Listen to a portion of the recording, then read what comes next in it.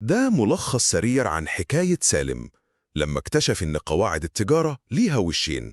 سالم كان بيحلم يبقى تاجر كبير، لكن خبير حكيم قال له استنى، الحكاية مش بالبساطة دي خالص. القواعد هنا في مصر بتختلف تماما لو انت تاجر مصري أو لو تاجر أجنبي. أولا، حكاية التاجر المصري. الحقيقة إن الطريق هنا واضح ومباشر. الشرط الأول إن سنك يكون وصل ل 18 سنة كاملة، والشرط التاني وده مهم قوي إن ما يكونش صادر ضدك أي حكم يمنعك من التجارة، زي مثلا قضايا غش أو تزوير أو حتى إفلاس من التقصير. ثانيا بقى، ودي الحتة اللي فاجأت سالم وعقدت القصة، حكاية التاجر الأجنبي.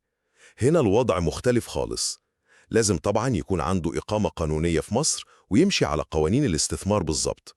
وفي بعض المجالات القانون بيفرض إنه لازم يكون معاه شريك مصري. وفي كمان مبدأ اسمه المعاملة بالمثل، يعني لازم بلد التاجر الأجنبي تكون بتعامل التجار المصريين بنفس الطريقة.